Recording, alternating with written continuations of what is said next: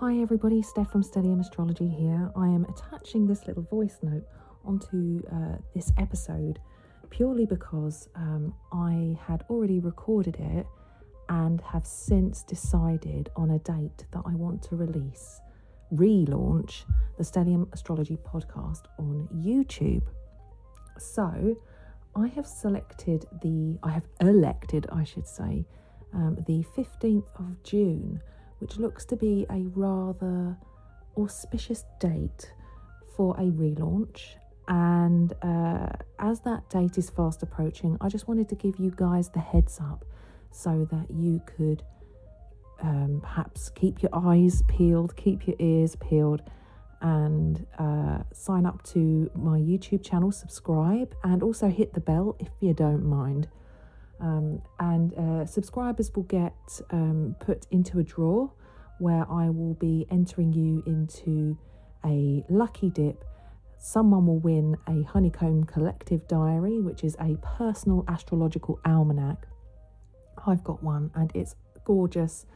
You can, I'm not affiliated with the people that make this diary. However, I will pay for one of my lucky YouTube subscribers and listeners to have one of these diaries created to their specific requirements, their specifications, and hopefully you'll enjoy playing with this gorgeous diary, which is a personal insight to the astrological transits of each month.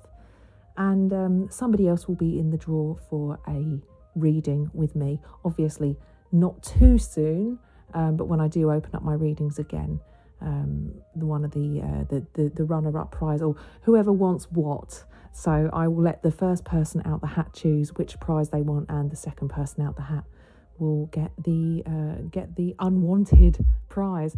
So yeah, that's basically it. I just wanted to let you guys know. So 15th of June is the date that I have decided upon as being my elected launch date, and I hope you enjoy the rest of the episode. Bye. Hi everybody, welcome back to episode 46 of the Stellium Astrology podcast. I'm Stephanie James, your hostess with the mostess. I'm the founder of stelliumastrology.com, and I am also a published writer. My work has featured in Elle magazine, a number of online magazines and printed ones. And I have also taught classes for the London School of Astrology, where I am a tutor, and also for the London School of Astrology in China, where I just did a series of classes on Lilith, Black Moon Lilith, which was great and has really enriched my ability to interpret her in the natal chart. So yeah, that's kind of what I've been up to of late, as well as recording you guys some poddy episodes. One of my lovely clients and newsletter subscribers and featured charts, a person whose chart was featured on the show, said to me one day something about such great news about the poddy, and ever since she said that, I've just been like, that is it, it's poddy. So I describe this as the poddy. Not that you needed to know that. I guess I'm just allowing all the crap in my head to just fall out, which is basically what happens on this podcast. Sometimes I'm in a bit of a trance when I'm talking, and then I come out of it and I'm like, what did I just say? And then when I listen back, I'm like, oh yeah, that makes sense, thank God. I don't know, maybe I'm a bit of a channeler. I think I do channel a little bit sometimes. So thank you to whoever or whatever I am channeling. So let's have a little moan about my boyfriend first. He literally just came in to give me a hug, bless him, isn't that sweet? But then he stood in the doorway. He's got a Taurus ascendant, he's got Jupiter rising in Taurus. And he stood in the doorway, and he does this thing like when he eats, and a lot of people with Taurus in their charts may relate to this. Taurus can make a bit of noise when they're chewing and stuff. So if you've got that thing where you don't like the sound of people chewing, then it's probably advisable that you sort of don't go out for lunch with a Taurus, because that can be a bit of a, oh God, type of thing. Although I did work with a guy who was a double Libra. Was he a double Libra? He was a Libra sun. He had Virgo. Did he have moon rising in Virgo? I think he had moon rising in Virgo. Yeah. And he was a Libra sun. So this is kind of unheard of for them. I don't think he even had any Taurus in his chart. And he would eat so loudly. I was just like, what? Why are you chewing so loud? So yeah, when I moved in with my boyfriend and his twin brother, and it was like within hours of moving in, I was like, I regret this, because they were both eating bags of crisps, and the chewing noise in stereo was like unbearable. I swear to God, I was just like, I just can't, no, I can't cope with this. I'm hypersensitive. I put my hands up. I'm a hypersensitive person. Like, I just am extremely sensitive, and I always have been as a child. Like a bit ADHD. I'm borderline autistic. In certain ways, not in the useful ways. You know, I've got a Scorpio moon that's very sensitive. And yeah, I've got, you know, like aspects in my chart which describe overthinking and deep thinking and great sensitivity. And so when I'm with people that are kind of disruptive spirits, my boyfriend is not only a Jupiter rising in Taurus, so mega Taurian, he also has Sun Uranus, which is a bit of a, as Frank Clifford describes, a bit of a shit disturber. So, and actually the chart I've chosen to talk about, the celebrity chart I've chosen to talk about today, also is a Sun-Uranus conjunction, but we'll get to that later. But yeah, I just wanted to moan about the fact that he just stood in the doorway and he just made this noise with his mouth that I hate. I don't know what he was trying to do, clear. He's just had a salad, so he was just like trying to clear out all the bits of salad leaves and stuff that was in his mouth, and he was just standing in the doorway going, I'm not going to make that noise anymore, because if you're anything like me, that is making you feel sick. And it's like hearing nails scratch a blackboard. Yeah, that's what it does to me. It's like, oh, stop it. So anyway, I'm going to move on. It ties in anyway, because he's a Sun Uranus, and so is the celebrity I've decided to choose to talk about today. And today we are talking, again, we're on the aspects, but today we're talking about the opposition. So we talked about the conjunction last week. The opposition is, the symbol for the opposition is like the conjunction. It's a circle with a line coming out of it, but this time there's another circle on top. So it's like kind of like a barbell, if you've ever had a piercing, and it's like that, those two, you know, it's like the bar that someone gets in their eyebrow. It's got two little balls on it and a little line going through the middle, which is the bit that goes inside. So the opposition looks like that, the symbol for it, if you were looking at the symbol on the grid at astro.com or any of your websites where you generate your chart. And you could also say that it looks a little bit like cell division. Yeah, kind of like two little circles pulling apart from each other. And in order for an opposition to be possible, two planets have to be 180 degrees apart. So you would say that you are dividing the circle by 180. Those two planets where they sit would be 180 degrees apart. The orb or the orbit that we use, so however many degrees either side of the exact opposition, would be 8 degrees again, a little bit like the conjunction. If you had so say you had one planet on one side of the chart at 0 degrees of Capricorn, then on the opposite side you'd have 0 degrees of Cancer. And if you had a planet that was at 8 degrees of Cancer, that would still be considered an opposition. And if it was at what degree of the previous sign, 22, 23 degrees of the other side of it, of the opposite sign of the other sign, so I think that would be in Gemini, then that would still count. So and like I said, you can be as generous with the orbs. Some people like to go, yeah, let's give them 10 degrees orb, I like that, we'll do that. And some people like to go for tighter orbs as well.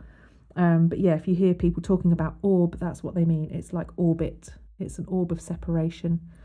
Now, the conjunction that we spoke about last week is a neutral. It's a neutral aspect, which means that it's not particularly obvious as such. It's really important. It's really poignant. It's probably the most obvious to spot in a chart when you've got two planets bunched together, but it is it's not necessarily hard or soft. What we're talking about today with the opposition is a hard aspect. And not only is it a hard aspect, it's an active aspect. So a hard aspect doesn't mean, oh, it's going to be really hard to work with. That's really hard. Kind of what it means is that it's more obvious. And with it being active as well, it's it is obvious when it's active. It's one that requires attention. So and speaking of attention, or tension more to the point, I think that's what an opposition describes. It describes a sense of, immediately it describes a sense of needing, it's like a tug of war. It's like a pulling. You can have an opposition that works nicely with another one. It can be like a seesaw, where one's working with the other, and you've got this little playful, rhythmic kind of enjoyment factor. But at the same time, you can also have a tug of war with an opposition. But the point is, with an opposition, that it usually indicates that relationships are going to be important to you.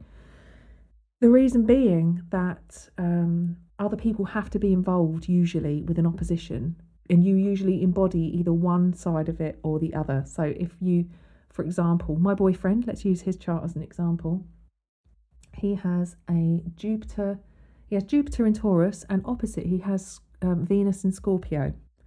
So he has Jupiter and Venus in opposition to each other, which already, that's the greater benefic and the lesser benefic. So they're already considered to be quite nice planets. And they are sitting in opposition to each other. So it could be seen as quite a nice opposition. And it is usually, people would go, oh, it's quite a nice opposition, Venus opposite Jupiter. So, maybe relationships can be really enriching for you. If you're being Venus in Scorpio, maybe you're a little bit obsessive and possessive, and but really intense and really committed. And then you meet this Jupiterian Taurian type who is able to enrich your the relationship with new experiences and stories of different cultures and travel and that kind of thing. But one of you would be Jupiter and one of you would be Venus. You can also with that, whenever those two planets get together, just a little warning for you if you happen to have it in your chart. I have the Jupiter Venus sextile.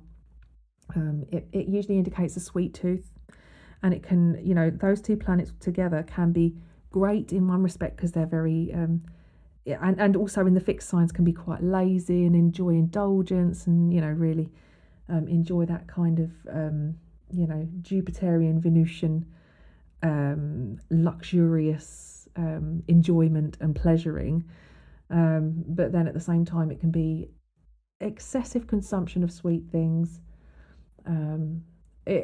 As you know, I've told you about my boyfriend before. He is a twin, and he has his twin brother who was born, I think, about 10 minutes after he was, and they have obviously both got this opposition, which growing up would mean usually that one of them would have been the Jupiter and one of them would be the Venus in this seesaw if they were together. Because relationships don't have to all be about romance, it's about other people. And like I've said before, relationships are the vehicle of change. That's what my counselling tutor said. And it's so true, because when we meet other people, they force us to deal with things that we might not necessarily have recognised about ourselves until we came into contact with that person who brought that experience to us. So this is what the opposition can do. And with my boyfriend and his twin, it's quite funny because they both really love their food. Jupiter rising in Taurus, of course, they're going to love their food. And they both have a Moon-Mars conjunction as well, so they really do, like, food is like a kind of a passion. They do really enjoy it. But it seems to be that when one of them loses weight, the other one gains weight. They cannot both be slim at the same time. They can't both be like, and I've noticed it now, I'm living with my boyfriend, that if he wants to be on a diet, suddenly I want to eat bad food. And then when he wants to eat bad food, suddenly I want to be on a diet. Like we never seem to be in step. So this opposition is always playing a role. But, I'll make the effort. I might have to go against my wanting to have, all sweet treats and things like that. And then, so that he can be more successful on his diet. And I know that he does with me as well. But it seems that it's the seesaw. So it never seems to be kind of working together at the same time. It's usually one of us or the other is kind of highlighting the need for not necessarily restriction, because it wouldn't necessarily be indicated with like Jupiter in Taurus, but perhaps the awareness of overindulgence might be. And this Venus in Scorpio is, Scorpio is a sign of all or nothing. So there does seem to be a kind of either fully invested, fully in, or fully out. And then this kind of overindulgent, sensual, Taurian, kind of committed, all-in quality. You've kind of got to balance that difficult kind of seesaw. And those are two planets that are generally considered to be working well together. So imagine if you had a seesaw of planets where they don't work so well together. And like I said before with the conjunction, it doesn't have to just be two planets involved. It can be a number of planets. So sometimes, I'll get somebody come to me who has Sun opposite. I'm thinking of one of my clients now. Let me write a name down quickly because I'm just visualising her chart in my head. I haven't got it in front of me. But Vanessa, she has got an opposition in her chart, a couple of oppositions.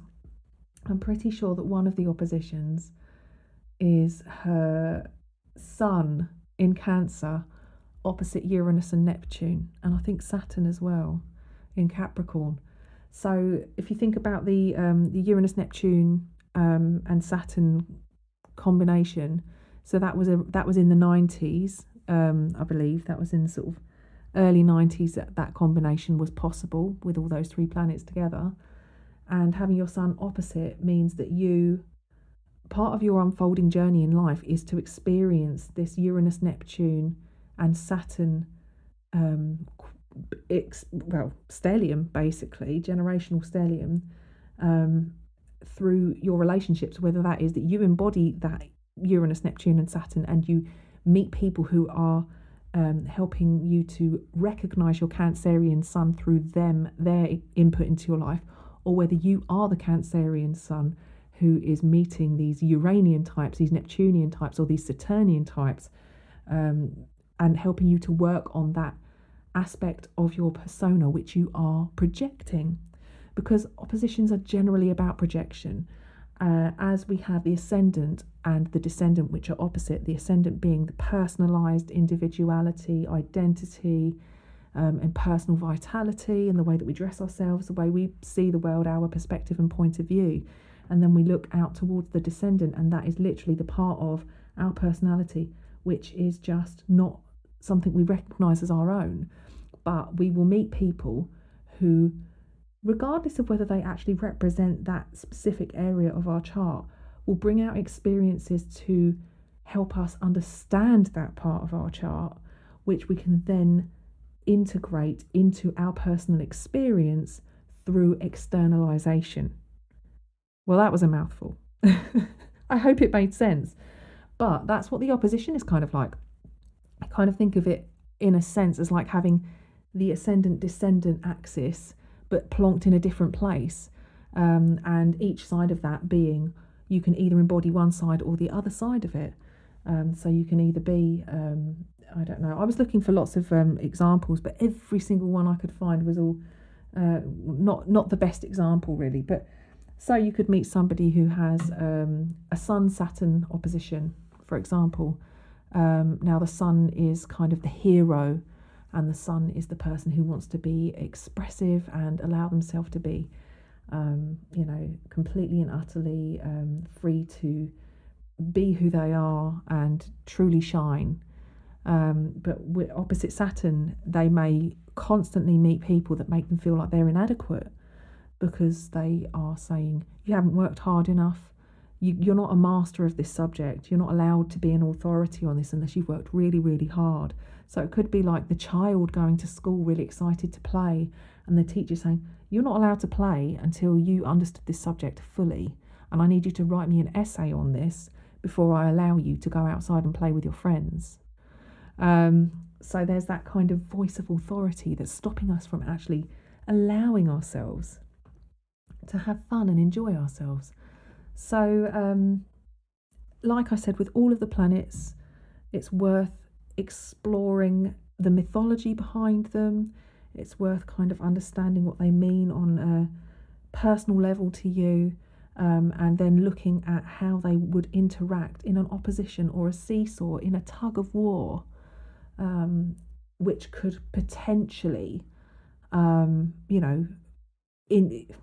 invite experiences into your life, whether through them being challenging or whether they are cooperative and nurturing, which coax out this kind of understanding, a deeper understanding of life and your personal path.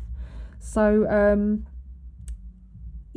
let's have a little think about. So I'll tell you about the celebrity chart that I chose, which everybody knows who this is. I don't really need to give him any introduction.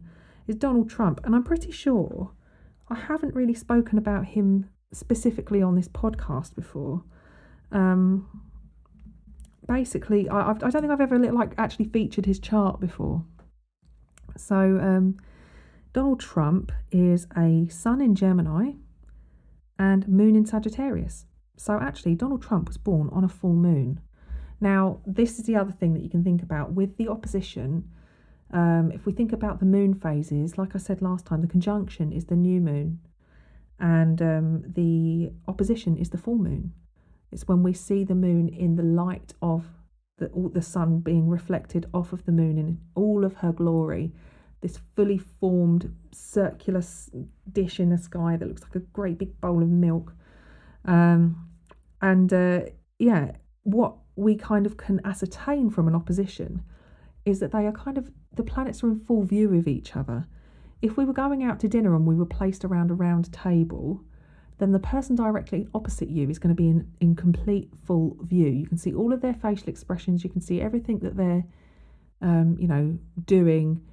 Depending on how noisy it is, you probably can hear everything that they're saying.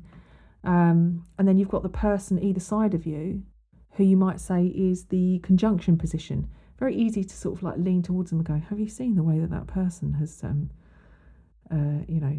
is eating their food? They must have Taurus rising. They're just chomping away. Or, you can have a quiet word with the one right next to you, and you kind of sit together and you have your little conversations in private together, and it's much more intimate and subtle, but you're definitely got a closer connection. Whereas the one in the opposition, it could be somebody that you really like and you're really enjoying this conversation, and every time you've got something to say, they've got something to say back, and it's really invigorating mentally and stimulating. Or it could be somebody that you're not particularly keen on and you don't really want to talk to them, but they seem to be aiming lots of questions at you that are really kind of annoying you, and you have to spend a lot of time trying to sit there and be quite smiley and polite and not be rude, and just kind of, unless of course you just want to be the person at the dinner party that got upset and stormed out. But yeah, so it's that kind of sense of being at the dinner party and the person directly opposite you is the one in opposition. And opposition describes as well that can be somebody that takes the opposite stance to you. When you meet somebody who's oppositional, they directly, intentionally like to oppose your perspective. Some people might say because they enjoy debate. I know I love a debate and I love to think about the opposite perspective. I wouldn't describe myself as an oppositional person, but I do like to get people thinking about alternative perspectives that they haven't considered previously. That might be my Aquarian nature. But yeah, even in that with the opposition, it is described that there is an opposing perspective, somebody that opposes your actions or your way of seeing the world and challenging you to see things from a removed perspective almost. So the opposition is, like I said, it indicates relationships. It's very hard to not have that opposition, not to have an opposition in the chart. and to not experience it through other people. I mean, I don't know how. You'd have to be some kind of hermit to never, ever, ever experience the actual opposition in full throes. Maybe if you were at home and you had an opposition and you didn't really have many friends, you'd probably listen to talk radio and get really fired up and riled up. Or maybe you'd be arguing with people on social media instead, you know, like getting involved in things and, you know, having to experience that kind of need for interaction with others through a different medium. So, yes, back to Donald Trump. Now, Donald Trump is a sun and moon opposition, so he was born on a full moon. He also was born on an eclipse because his sun is at 22 Gemini, and then the North Node is at 20 Gemini, and his moon's at 21 Sag. So his sun and moon are so tightly tied into these nodes, and this born at the moment of an eclipse is just, you know, or very close to an eclipse is quite incredible.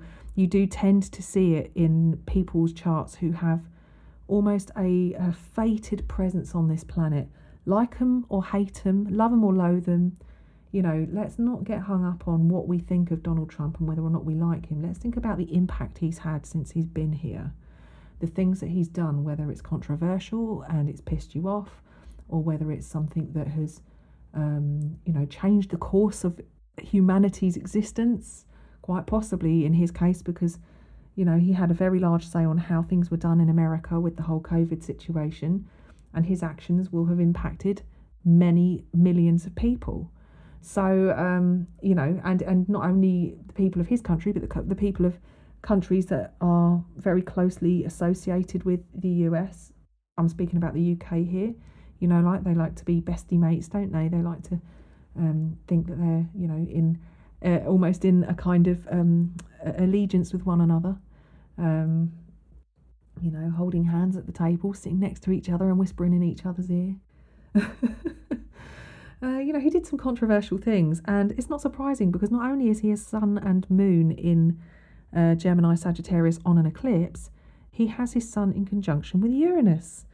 Now, Uranus is at 17 degrees of Gemini, and his sun is at 22. So we go 17, 18, 19, 20, 21, 22. And because his sun, oh, right, okay. Yeah, so it's 5 degrees apart. And you could say 5 degrees and 2 minutes of arc apart, because it's 17 degrees and 53 minutes is his Uranus, and his sun is at 22 degrees and 55 minutes of Gemini. So that is literally 5 degrees of orb and 2 minutes of arc of longitude. So so that's interesting because he's a shit disturber. Donald Trump is literally somebody who is here to disturb people's peace. You know, Uranus in Gemini is somebody who's going to awaken people to different ideas. If you think about the way he speaks, it's, I mean, he was the unconventional politician as well. He was not somebody who was who went to the same educational establishments as the other people who would be considered the typical people running for presidency, you know. And I watched a lot of his presidential campaigns. When I was with my ex, he watched practically all of them. Like he was obsessed with it. It's really interesting though. Watching Donald Trump go through each stage, and everybody laughed at him and said, yeah, right, okay. But he kind of dominated those campaigns, and he kind of belittled you know, the other people that were in the running, and he would kind of like alpha male them. You know, it was really interesting watching his behaviour and his body language. And I didn't watch every single one of them, but I watched a lot of them because it was just pure fascination to see somebody who was obviously had the money to be able to afford to do it, but also to watch somebody who was so not your typical politician to do it as well. And he's obviously into alternative ideas, conspiracy theories and that kind of thing, because he openly spoke about this kind of stuff as well. So it was a very interesting time, and very interesting to watch, and see how he won people over, and to see also things that came out in the media about him while he was in the running, because these great smear campaigns, the smear campaign against Hillary Clinton, which was pretty epic, and then the smear campaigns against Trump. So it was like it was an interesting time to be alive, as is literally, I just feel like every time I talk about the current situation that we find ourselves in, it is just literally we've all appeared on this planet to go through some pretty amazing things at these times. So Donald Trump's a really interesting one because he has got this opposition. Yes, it's a sun-moon opposition. So yeah, obviously it's it's a full moon, but we can think about that personality-wise as being a full personality, somebody who is not going to shy away from being in the spotlight. I'm not saying that everyone born on a full moon is going to be happy to be in the spotlight and everybody's watching them. I'm not saying that, but my point is that generally somebody with born on a full moon is going to be a bit more of an extroverted personality than somebody born on a new moon, who might be a much more not necessarily introverted, but they'll probably go by without being noticed too much. They can probably be a bit more undetected.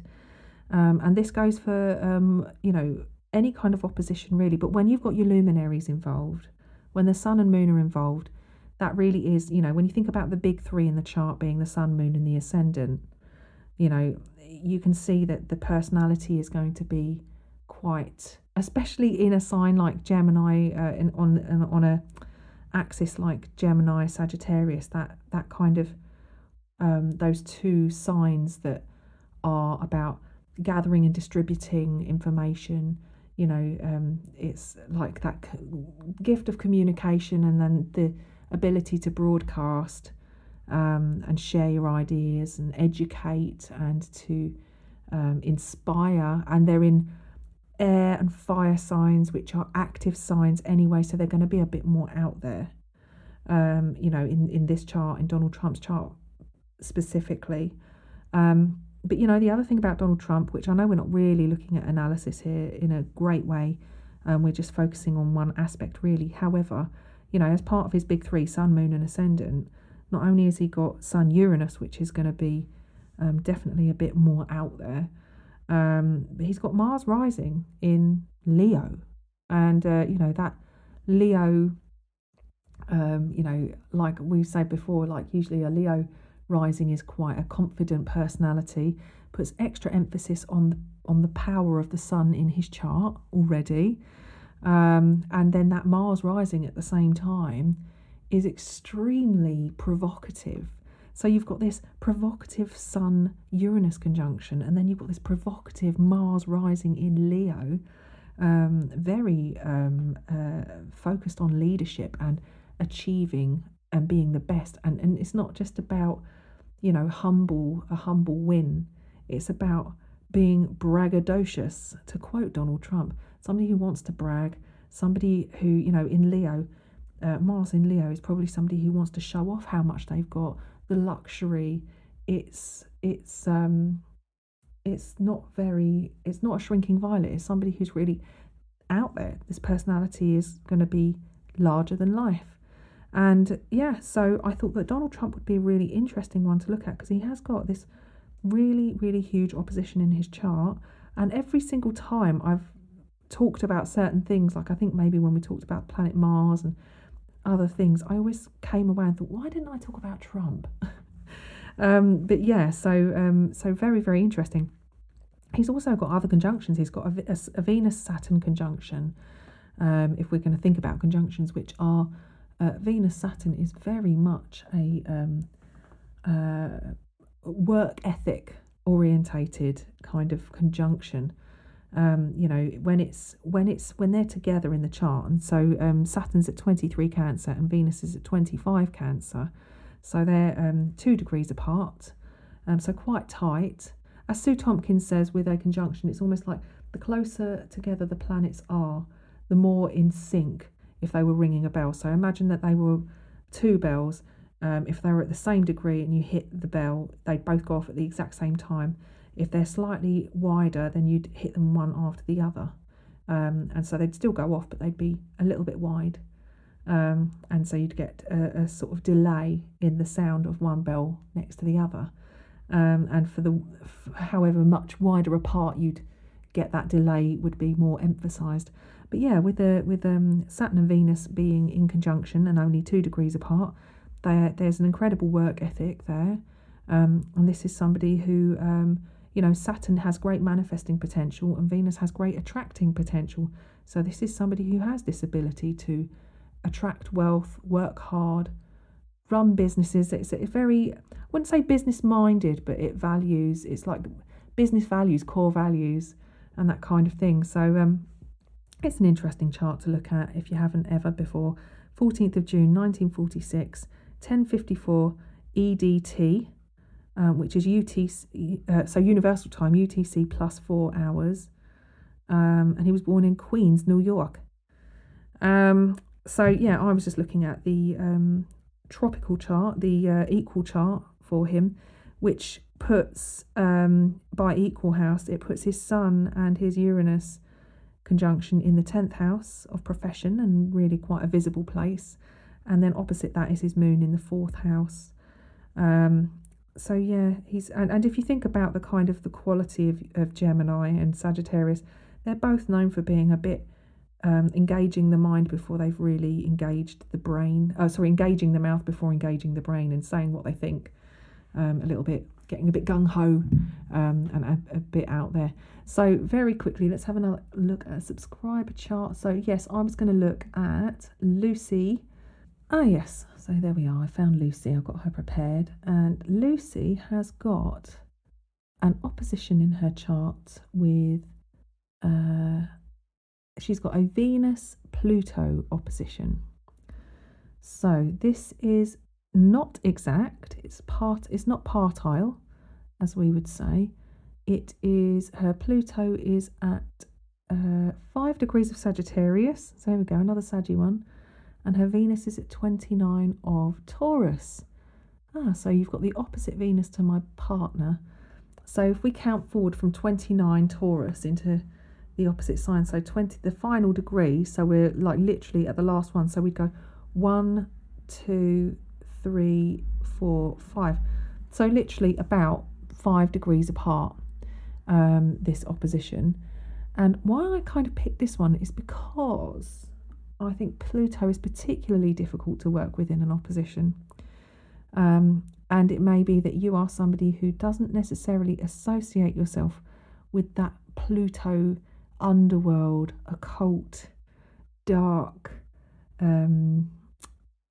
theme, that kind of that weird magnetism that comes with Pluto that's a bit mesmerizing and hypnotic. You may associate actually yourself with being the Venus placement in Taurus. However you do recognize this opposition in your chart, you will be invited to experience Pluto in all of his glory through the people that you meet. So it could be that you meet manipulative types. It could be people that are take advantage of your good nature. Somebody who's a Venus placement. Now, I'm not saying that Taurus isn't stubborn and it doesn't stick to its guns, because it does. And Venus in Taurus Venus is at home in Taurus, so she's operating at her best there as well. However, when opposed by Pluto, there can be this sense of being overpowered by people, and being in relationships, particularly if this describes partners that you've been with who may dominate you actually, and be very overbearing. But it doesn't necessarily have to be romantic partners. It could be relationships with friends, where you kind of have to be honest with people sometimes and they don't like to hear the truth.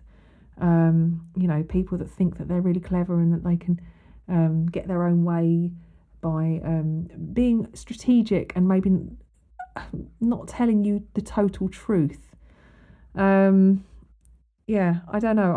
I think that a Venus-Pluto opposition, it can also be where you can work in partnership with somebody to attract great wealth and great power. But actually it can be a bit of a struggle because the opposition can describe, working with people that perhaps don't promote your best interest always, and, maybe don't use the best tactics possible always. They may not be sticklers for the rules. In fact, Pluto in Sagittarius, not that Sagittarius is a rule-breaking sign, but it's a little bit more flexible, adaptable, and out there. So it could be that whoever you find yourself working with may kind of bend the rules to fit their idea of what is right, and they may make you question your own moral compass sometimes, being Venus in Taurus. However, if you do happen to identify with that Pluto placement, and I mean, let's not ignore the fact that it's in your 4th house and 10th house, this could be a difficulty of like a non-negotiable situation where you'd really like to be going out and working, and other people in your life are, and doing this very earning a lot of money, doing something that they really enjoy, building on a foundation that they've laid down and really reaping the rewards, whereas you may be stuck at home with your freedom curtailed, looking after a family member, or struggling with certain inhibitions which have been with you from a young age, because let's not forget that the 4th house is also the psychological basement. So there could be some deep difficulties that prevent you from really understanding your true worth and going out and earning what you really want to earn, and naming that price tag, even though you know you're worth it. You struggle with it a little bit, possibly. Lucy also was born on a new moon, just by coincidence, speaking about moon phases. Her sun at 2 degrees of Cancer and her moon at 5 degrees of Cancer. So the moon has just passed the sun, meaning that the new moon is still in 4th rose, but it's not exact, and it's just moving out of that conjunction and into the new cycle.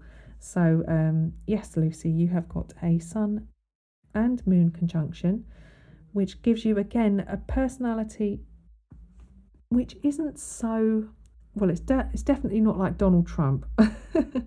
It's definitely not as out there and look at me. It's definitely more of a I would say demure and subdued expression, rather than being so out there and so attention seeking as such. However, you do have a Leo ascendant, so there does have that flavour of making your sun very key player in your chart.